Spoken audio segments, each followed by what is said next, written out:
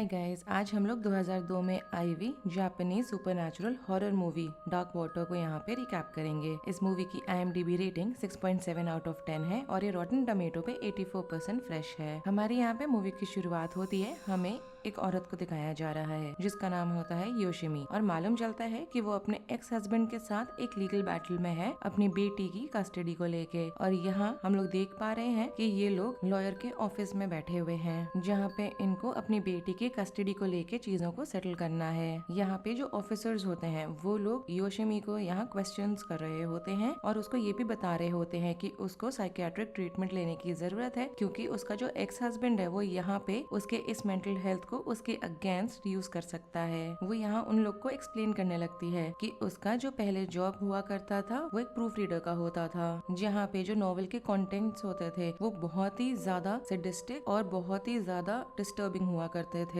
Officers को यहाँ पे दोबारा से लगता है कि उसको हेल्प की जरूरत है मगर तब भी वो उसको रियश्योर करते हैं कि उसके पास इस चीज का एडवांटेज है कि उसकी जो बेटी है वो 7 साल की उम्र से कम है। जिसके बाद वो यहाँ बाहर आती है और अपने एक्स हस्बैंड को कन्फ्रंट करने लग जाती है कि उसने यहाँ पे उसके प्रीवियस जो उसका मेंटल हेल्थ था उसको लेके क्यों मेंशन करा है, स्पेशली उसके पास्ट को लेके। और एक दिन की बात होती है उसके बाद ही जब वो यहाँ अपनी बेटी के साथ बहुत ज्यादा बारिश हो रही होती है तब भी जाती है अपार्टमेंट को ढूंढने के लिए जिसमें ये लोग रह सके। ढूंढते ढूंढते वो लोग एक पुराने से अपार्टमेंट के सामने आते हैं और वहाँ पे जो एजेंट होता है वो उन्हें अंदर लेके जाने लगता है। जाने से पहले नीचे ही अपार्टमेंट का जो मैनेजर होता है उससे वो एजेंट इनको इंट्रोड्यूस करता है। मालूम चलता है कि अपार्टमेंट मैनेजर का जो ऑफिस है वो नीचे लॉबी में ही है। जिसके बाद ये तीनों जाते हैं, एलिवेटर में चढ़ते हैं और योशिमी को यहाँ पे जितने भी लीक्स हो रहे होते हैं उनको लेके थोड़ा सा वो डिस्टर्ब और अनईज फील करने लगती है। इसके पहले कि ये लोग अपने फ्लोर पे पहुंचे एक छोटा सा हाथ आता है जो इसका हाथ पकड़ लेता है मगर जैसे ही यहाँ पे एलिवेटर का दरवाजा खुलता है तो उसकी जो बेटी होती है वो तुरंत ही भागते हुए कॉरिडोर में चली जाती है। इस चीज को देख के योशिमी को थोड़ा सा सरप्राइज फील होता है क्योंकि उसको लग रहा होता है कि उसकी बेटी ने पूरे टाइम उसका हाथ पकड़ा हुआ था मगर तब भी वो इस चीज को इग्नोर करती है। जब ये लोग उस एलिवेटर से निकल के बाहर जा रहे होते हैं तो जो मैनेजर होता है अपार्टमेंट का वो अपने CCTV में इन लोग को देख रहा होता है और ज्यादा वो यहाँ पे इसलिए स्टन फील कर रहा है क्योंकि जब वो CCTV में देख रहा होता है तो उसको कैमरा के थ्रू एक छोटी बच्ची का ग्लिम्स दिखाई देता है एलिवेटर में ही खड़े हुए। हम लोग यहाँ पे योशिमी को देख रहे हैं, वो जाती है अपने यूनिट को चेक करने और उसकी जो बेटी होती है वो बहुत ज्यादा एक्साइटेड होती है अपने कमरे को देखने के लिए। एजेंट जो होता है वो इन्हीं यूनिट के ऊपर सीलिंग से एक लीक को नोटिस करता है मगर योशिमी को वो यहाँ डिस्ट्रैक्ट कर देता है जिससे उसका ध्यान इस पे ना जाए और वो बात करने लगता है उस यूनिट के किचन को लेके। अचानक से योशिमी यहाँ नोटिस करती है कि उसकी बेटी तो कहीं भी नहीं दिख रही उसे, जिसकी वजह से वो पैनिक करके नीचे आती है अपनी बेटी को ढूंढते हुए। जब वो यहाँ मैनेजर के सामने आती है और उस CCTV मॉनिटर पे देख रही होती है तो उसको दिखाई देता है कि उसकी जो बेटी है वो अभी भी एलिवेटर में है और वो एलिवेटर राइड कर रही होती है। वो फ्लोर पूछती है मगर जो मैनेजर होता है वो यहाँ डिसाइफर करके उसे नहीं बता पा रहा होता कि एग्जैक्टली कौन सा फ्लोर है, तो इसी वजह से वो सबसे ऊपर वाले फ्लोर के लिए एलिवेटर ले लेती है। तब तक हम यहाँ इसकी बेटी को देख रहे हैं जो रूफ टॉप पे पहुँच गई है और आसपास उस एरिया को देखने लगती है कि तभी वहाँ पे योशिमी भी आती है उसको ले जाने के लिए। जब यहाँ योशिमी उसके तरफ भागने लगती है तो वो देखती है कि उसकी बेटी खुद ही उसके तरफ भागते हुए आ रही है और इस बार उसने एक रेड कलर का स्लिंग बैग जो उसने कहीं उठाया था वहीं रूफटॉप पे उसको उसने यहाँ पे लटकाया हुआ है अपने गले में। जिसके बाद ये दोनों आते हैं नीचे, मैनेजर को वही बैग रिटर्न करते हैं और जो मैनेजर होता है बहुत ज्यादा इससे कंफ्यूज लग रहा है क्योंकि यहाँ वो बोलता है कि यहाँ कोई बच्चा तो रहता ही नहीं है अपार्टमेंट बिल्डिंग में। जिसके बाद उसके अंदर बैग के जो कंटेंट होता है उस सबको वो निकालता है और यहाँ योशिमी की बेटी को बोलता है कि उसके अंदर जितने टॉयज हैं वो ले जा सकती है मगर इसके पहले कि उसकी बेटी ऐसा करे योशिमी को अजीब लगता है और वो मना कर देती है इस चीज के लिए। अगले दिन ही ये लोग उसी अपार्टमेंट में मूव इन करने लगते हैं और हम यहाँ पे देख रहे हैं कि योशिमी अपनी बेटी को उसके पहले दिन अपने नए स्कूल में जाने के लिए उसे तैयार कर रही है। वो जब खुद यहाँ पे उसको छोड़ने के लिए तैयार हो रही होती है तो उसको दिखाई देता है कि जो सीलिंग है उससे पानी लीक कर रहा है।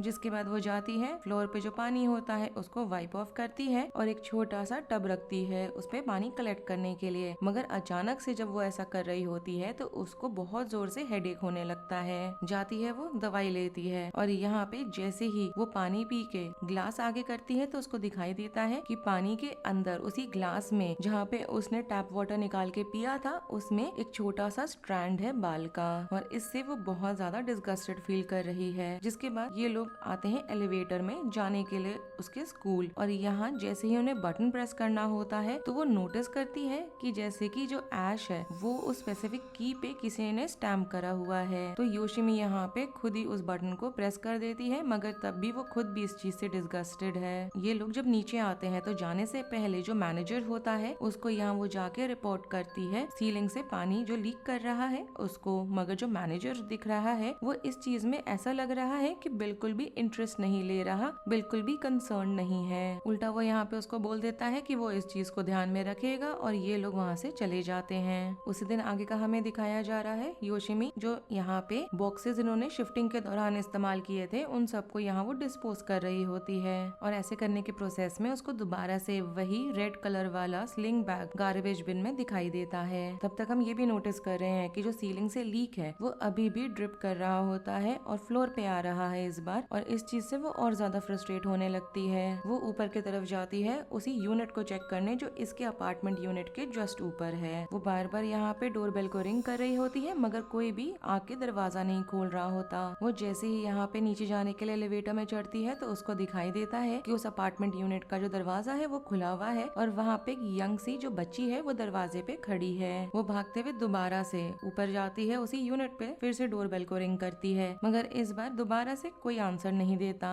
उसी दिन हमें दिखाया जा रहा है आगे कि योशिमी इस चीज से बहुत ज्यादा फ्रस्ट्रेट हो गई है तो वो एजेंट को कॉल करती है इसी चीज को बताने के लिए, और उसे यहाँ पे लगने लगता है कि ये जो अपार्टमेंट बिल्डिंग है या तो ये बहुत ही ज्यादा पुरानी है और उनके ऊपर वाला जो यूनिट है वो बिल्कुल ही अनकेप्ट है, इसी वजह से ये सब हो रहा है। और योशिमी यहाँ पे जब अपने एजेंट से ही बात कर रही होती है तो हम यहाँ देख रहे हैं कि उसकी जो बेटी है वो इसी लीक को सीलिंग पे जो हो रहा है उसे बहुत क्यूरियसली देख रही होती है। हमें अगला दिन दिखाया जा रहा है योशिमी यहाँ पे एक जॉब इंटरव्यू के लिए आई है और हम साथ साथ उसकी बेटी को देख रहे हैं जो अपने किंडरगार्टन में आके उसे पिक करे। उसकी माँ इस चीज का इंतजार कर रही है। योशिमी यहाँ पे अपनी बेटी को वेट करवा रही है, इस चीज को लेके वो थोड़ा वरिड होती है तो यहाँ वो कोशिश करती है उसके टीचर को कांटेक्ट करने का। तभी अचानक से हम यहाँ पे फिल्म हमारी थोड़ी सी योशिमी की पास्ट को दिखाती है जहाँ पे हम लोग देख रहे हैं कि सेम सिचुएशन में वो जब बच्ची थी वो भी फंसी हुई है जिस सिचुएशन में उसकी बेटी फिलहाल फंसी है। और यहाँ पे जब वो बच्ची थी तो यहाँ उसकी टीचर ने उसके पेरेंट्स को कॉल करा था कि वो आके इसको पिक कर ले स्कूल से।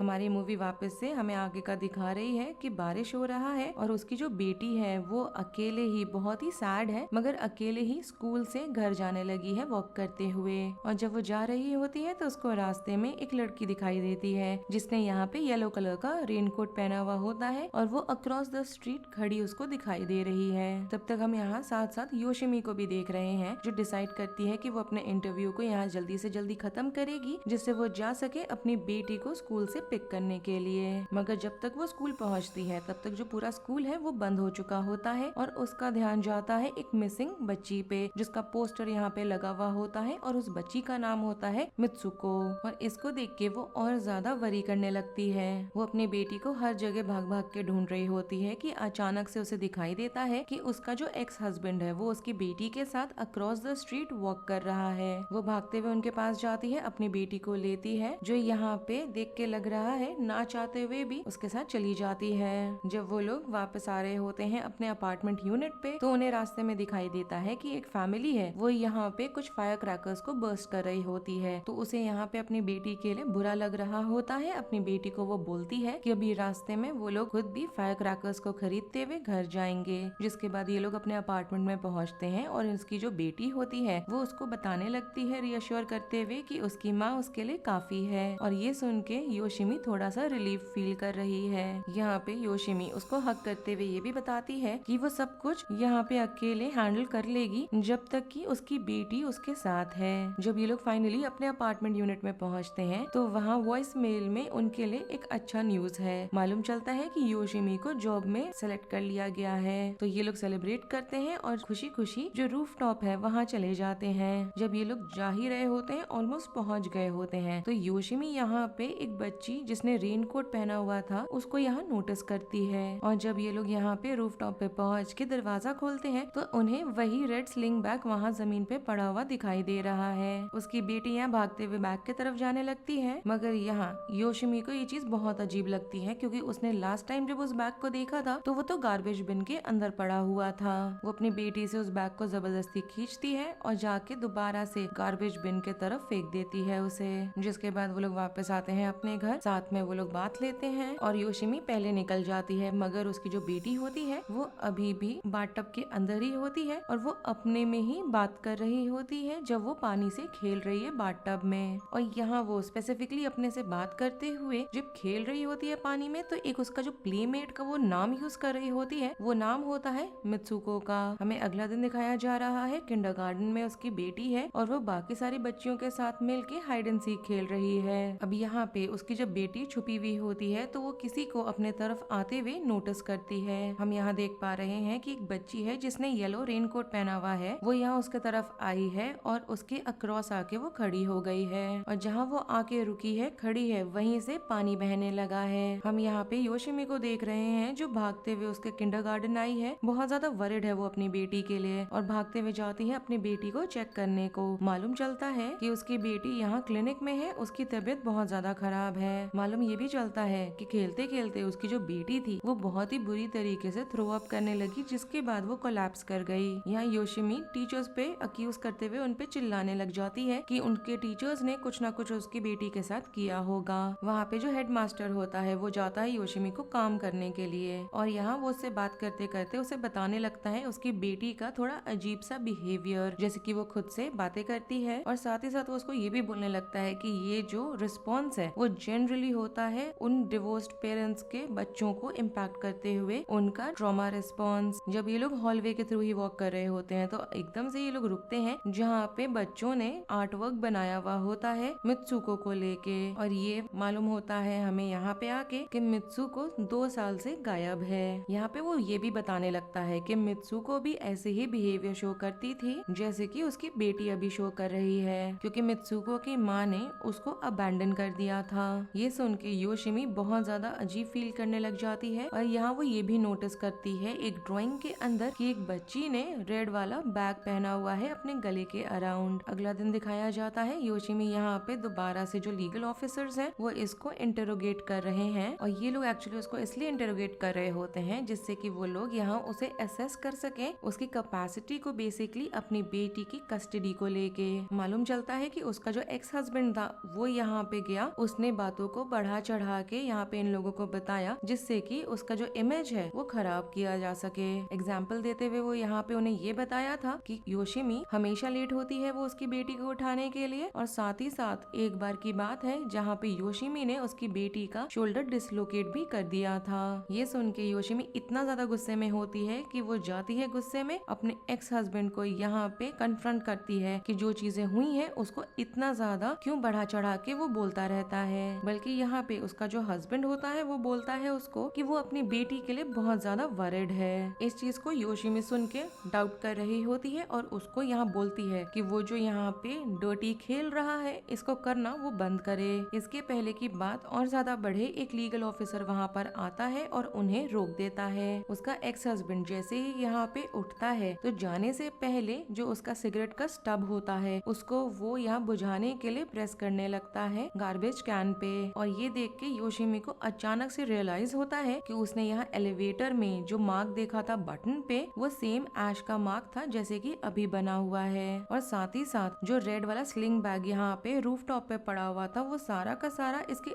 एक्स हस्बैंड का किया धरा है। इस चीज को सोचते ही वो इतना फ्रीक आउट हो जाती है कि अपने एक्स हस्बैंड को वहीं पे वो अटैक करने लग जाती है। तब तक हम यहाँ पे योशिमी के लॉयर को देख रहे हैं जो सारी चीजों को खड़ा होके नोटिस कर रहा है, ऑब्जर्व कर रहा है, और ऐसा करते करते वो एकदम से रियलाइज करता है कि एक्चुअली में योशिमी का जो एक्स हस्बैंड है वो चाहता है कि वो ऐसा बिहेव करे जिससे कि वो प्रूव कर सके कि वो अनस्टेबल है बच्ची के कस्टडी के लिए। जिसके बाद ये दोनों बैठ के बात करते हैं, योशिमी और उसका लॉयर, और यहाँ पे उसका जो लॉयर होता है वो उसको एडवाइस देता है कि उसको अपने बिहेवियर को कंट्रोल में रखने की जरूरत है, और साथ ही साथ उसको बोलता है कि उसको स्ट्रॉन्ग रहने की भी जरूरत है पूरे प्रोसेस के थ्रू। जब यहाँ पे लॉयर से मिलके योशिमी निकलती है, घर जाती है अपनी बेटी को चेक करने के लिए, जिसके बाद उसको चेक करते करते ही बेड साइड पे उसको नींद आ जाती है। उनके सीलिंग से पानी अभी भी टपक रहा होता है और जैसे ही एक ड्रॉप यहाँ योशिमी के फेस पे आके गिरता है तो उसको मित्सुको को लेके एक विजन आने लगता है।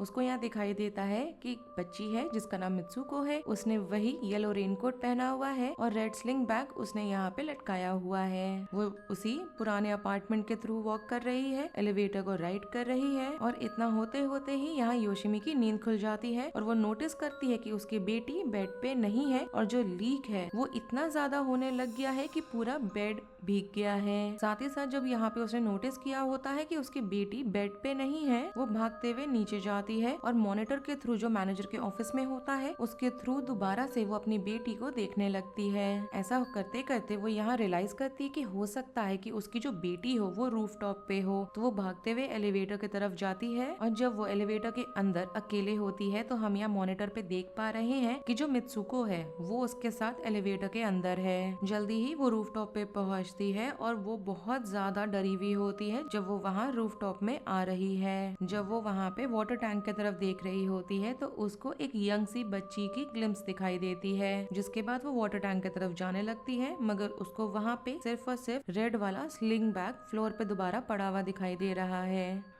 यहाँ पे इस चीज को देख के वो कंक्लूड करती है कि उसका एक्स हस्बैंड दोबारा से वहाँ पर आया है इस चीज को करने के लिए। वो वापस घर आती है, अपने एक्स हस्बैंड को कॉल लगाती है मगर उसका जो एक्स हस्बैंड होता है वो डिनाई करता है कि उसकी बेटी उसके साथ नहीं है। अचानक से योशिमी यहाँ पीछे मुड़ती है, नोटिस करती है सीलिंग को और भागते हुए ऊपर वाले यूनिट को जाती है चेक करने के लिए। जब वो डोर स्टेप पे होती है तो देख रही है कि पानी वहाँ बाहर आ रहा है मेन डोर से, तो बहुत जोर जोर से वो दरवाजे पे नॉक करने लग जाती है और अपनी बेटी को उसके नाम से बुलाने लगती है। टू हर सरप्राइज हम यहाँ देख रहे हैं कि जो दरवाजा है वो अनलॉक्ड है, इसकी वजह से वो तुरंत ही अंदर जाने लगती है। यूनिट के अंदर जो पूरा यूनिट है बहुत ज्यादा डार्क है और एकदम ही फ्लडेड है और जो पानी है वो सारे फॉसेट से बाहर आ रहा है। योशिमी यहाँ पे अपनी बेटी को भी देख रही है जो वहाँ पे खड़ी है पानी में पूरा भीगी हुई और उसकी जो बेटी है बहुत ही अनएनर्जेटिकली उसके तरफ चलते हुए आ रही है। तो यहाँ योशिमी जाती है, अपनी बेटी को उठाती है और नीचे लेकर आती है। जब ऐसा कर रही होती है तो एकदम से वो एकदम डर भी जाती है क्योंकि यहाँ पे वो सेंस करती है कि जैसे उस रूम में कोई प्रेजेंस है। जब वो लोग बाहर आते हैं तो योशिमी यहाँ पे मित्सुको नाम दरवाजे पे लिखा हुआ भी नोटिस करती है और ऐसा देखते ही वो रियलाइज करती है कि वो जो बच्ची थी जिसकी यहाँ पे उसको ग्लिम्स आई थी वही एक्चुअली में मित्सुको है और वो स्पेसिफिकली उसी कमरे में रहा करती थी। अगले दिन हमें दिखाया जा रहा है उसका लॉयर आया है उसको मिलने के लिए और हम योशिमी को देख रहे हैं कि वो अपनी थोड़ी बहुत चीजों को पैक कर रही है क्योंकि वो प्लान कर रही है वहाँ से मूव आउट करने के लिए। यहाँ पे उसका जो लॉयर होता है वो उसको बताने लगता है कि अभी जो उसका करंटली सिचुएशन है ये हो सकता है कि जो कमेटी का डिसीजन हो उसकी बेटी के कस्टडी को लेके उस पे इम्पैक्ट करे। योशिमी यहाँ उसको बताने लगती है कि उसका जो एक्स हस्बैंड है वो वहाँ पे आके सारी चीजों को करने लगा है और यहाँ वो ये भी बोलती है कि उसको ऐसा लगता है कि वो चाहता है कि उसकी बेटी उससे दूर रहे, इसीलिए वो ये सारी चीजें भी कर रहा है। कुछ ही देर के बाद हम देख रहे हैं कि योशिमी और जो यहाँ पे उसके साथ लोग हैं जिसको उसने बुलाया है वो ऊपर वाले यूनिट को जाते हैं चेक करने के लिए उसके लॉयर के साथ। सबसे पहली चीज जो उन्हें यहाँ पे सरप्राइज करती है वो ये होती है कि जो यूनिट का मेन डोर है वो अनलॉक्ड है और जब ये लोग यूनिट के अंदर जाते हैं तो ये लोग नोटिस कर रहे हैं कि जो पूरा अपार्टमेंट है वो बहुत ही ज्यादा बुरे हालत में है। मालूम चलता है कि मित्सुको का यहाँ पे जो फादर था वो कुछ समय के लिए उसी यूनिट में रहा करता था और यहाँ पे इसी वजह से जो पानी था वो 6 महीने उसके मूव आउट करने के बावजूद भी चलता रहा।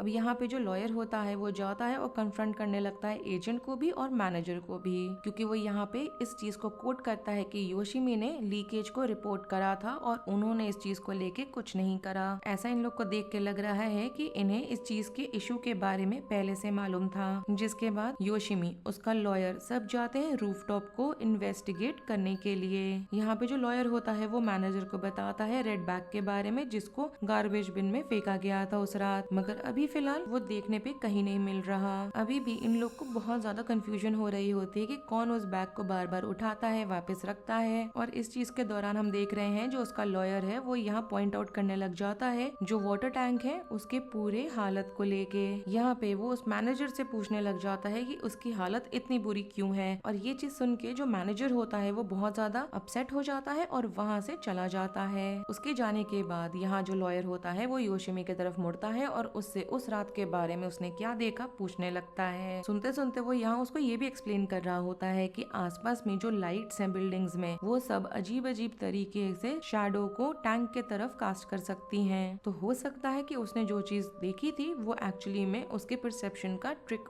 उस पे खेला जा रहा हो। हमें अगला दिन दिखाया जा रहा है अपार्टमेंट का। यहाँ पे जो सीलिंग है इसको फिक्स करा जा रहा है और जो यहाँ योशिमी का लॉयर है वो दोबारा से आके उसे विजिट करता है। यहाँ वो उसको रियश्योर भी कर रहा होता है उसके स्टेटस को लेके उसकी बेटी की कस्टडी के हिसाब से, जिसके बाद वो जाने लगता है। उसको बोलता है कि वो स्ट्रांग रहे सारी चीजों को लेके और अगर दोबारा से कोई प्रॉब्लम हो तो वो उसे कांटेक्ट कर सकती है। अब ये दोनों बैठ के योशिमी और उसकी बेटी डिनर कर रहे हैं और वापस से स्कूल जाने को डिस्कस कर रहे हैं। जिसके बाद योशिमी उठती है और उसके बैकपैक को लेकर आती है जिससे कि उसका वो बैग को यहाँ पैक कर सके, मगर जैसे ही वो बैग के अंदर देखती है वो फ्रीक आउट कर जाती है क्योंकि बैग के अंदर उसको वही रेड स्लिम बैग दिख रहा होता है। वो तुरंत ही जाती है लॉयर को कांटेक्ट करने की कोशिश करती है मगर अनफॉर्चुनेटली आज उसने छुट्टी ली हुई होती है। तो यहाँ जैसे ही योशिमी मुड़ती है तो उसको दिखाई देता है कि उसकी जो बेटी है उसने वही रेड वाला बैग पकड़ा हुआ है और बहुत ही अजीब तरीके से उसको अनसिप करते हुए वो हंस रही है। वो तुरंत ही जाती है बैग को उसके हाथ से ग्रैब करती है और जैसे ही वो ऐसा करती है तो दोबारा से उसको यहाँ पे विजन आता है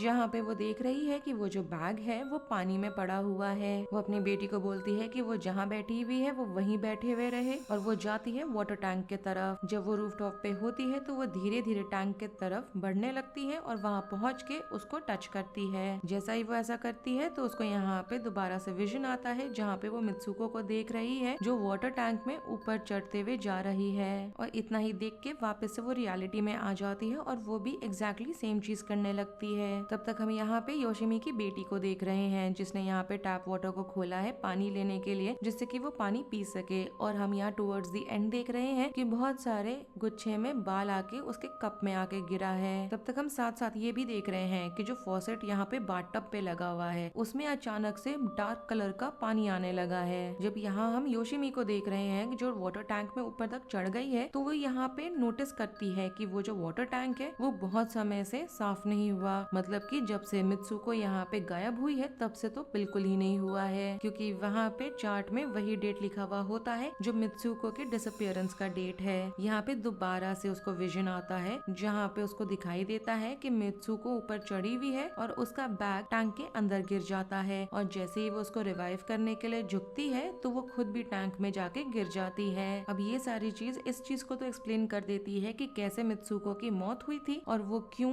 वहाँ पे अभी भी भटक के सबको हॉन्ट कर रही है। अब यहाँ पे योशिमी को हम देख रहे हैं कि वो टैंक में से वापस उतरी है कि अचानक से उसे टैंक के अंदर से कुछ आवाजें आने लगती हैं और बहुत जोर से वो यहाँ पे चिल्लाने लगती है जब उसको दिखाई देता है कि कोई चीज बहुत ही ज्यादा भारी सी थंप कर रही है टैंक पे, इतना ज्यादा कि टैंक के यहाँ जो बाहर वॉल्स हैं उस पे मार्क्स बन रहे हैं। तब तक हम यहाँ उसकी बेटी को भी देख रहे हैं जो यहाँ बार बार कोशिश कर रही होती है कि जो बाथटब के ऊपर फॉसेट लगा हुआ है उसको वो बंद कर सके क्योंकि अभी भी वहाँ से बहुत ही गंदा डार्क कलर का पानी बाहर आ रहा है। तुरंत बाद ही वो यहाँ पे ये भी नोटिस करती है कि जो पानी है वो बहुत ही ज्यादा बुरी तरीके से बबल भी कर रहा है कि अचानक से एक लड़की टब से बाहर आती है, उसको ग्रैब करती है और अपने साथ खींचने लगती है टब के अंदर। जल्दी यहाँ योशिमी वापस आती है अपने अपार्टमेंट में और अपनी बेटी को वो ढूंढती है और उसको उसकी बेटी बाथरूम के फ्लोर पे पड़ी हुई दिखाई दे रही है जहाँ पे अभी भी जो गंदा वाला पानी है वो फॉसेट से फ्लो कर रहा है।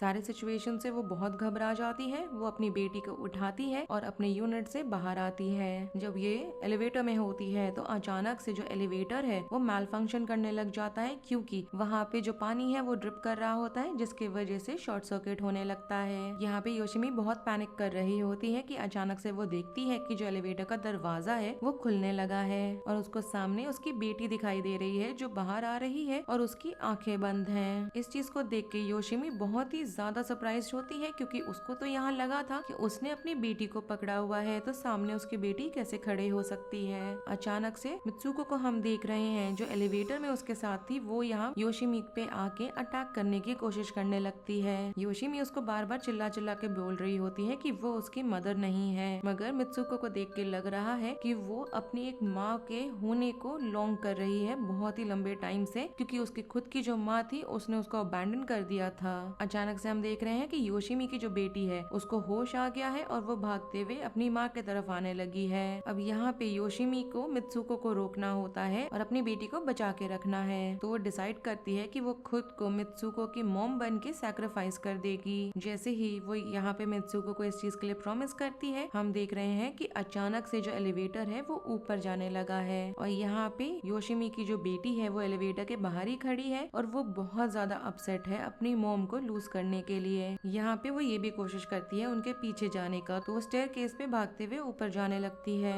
जैसे ही वो टॉप फ्लोर पे पहुँचती है वो एलिवेटर के सामने खड़ी है। अचानक से जब वो फ्लोर पे बैठी हुई होती है एकदम हताश, तो एलिवेटर का दरवाजा खुलता है और बहुत ज्यादा डार्क गंदा पानी गश आउट करने लगता है, मगर उसकी माँ कहीं नहीं दिख रही। अब हमारी यहाँ कहानी एक डेकेड आगे की दिखाई जा रही है जहाँ पे योशिमी की जो बेटी है वो एक हाई स्कूल की बच्ची है। वो यहाँ पे अपने दोस्तों के साथ बस लेती है और अपने किंडरगार्टन के सामने आके खड़ी हुई है। वहाँ पे एक लड़की उसको दिखाई देती है जो अकेले खड़ी हुई है और उसको देख के वो यहाँ पे अपने चाइल्डहुड और अपनी माँ के बारे में सोचने लगती है। तुरंत बाद ही हम देख रहे हैं कि उसने यहाँ डिसाइड करा है कि वो अपने पुराने अपार्टमेंट में जाके जो अब अबैंडन हो चुका है उसको जाके वो विजिट करेगी। वो आसपास जाती है, घूमती है और यहाँ पे वो अभी भी पिक्चर्स देख रही होती है जो अभी भी लगे हुए हैं वहाँ पे, खासकर बेड साइड पे इन लोग का जो पिक्चर है वो रखा हुआ है। जैसे ही वो अपने अपार्टमेंट यूनिट से सोचती है निकलने का, तो वो नोटिस करती है कि उसकी जो माँ है जो अभी फिलहाल एक स्पिरिट फॉर्म में है वो वहाँ पे खड़ी है। यहाँ पे वो अपनी माँ को दोबारा देख के बहुत ज्यादा सरप्राइज होती है और अपनी माँ से खुशी खुशी बात करने लगती है। उसको यहाँ पे